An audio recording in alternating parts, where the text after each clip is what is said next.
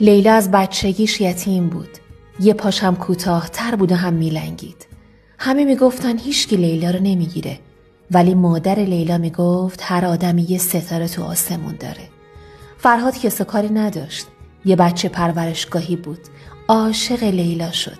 تنهایی رفت خواستگاری، دیدم فرهاد پسر خوبیه، یه پاشم میلنگه، لیلا رو بهش دادن. بعد از 30 سال زندگی عاشقانه لیلا میمیره. از وقتی لیلا مرد فرهاد صاف را میرفت. به فرهاد گفتن دیوانه، یعنی 30 سال آزگار نقش بازی میکردی؟ کج را میرفتی به خاطر لیلا؟ گفت نه، من 30 سال تموم درست را میرفتم به عشق لیلا. از وقتی لیلا مرد ترازم به هم خورد.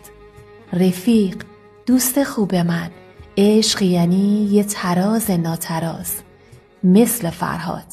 لیلای زندگیت کیه؟ فرهاد زندگیت کیه؟ بفرست براش.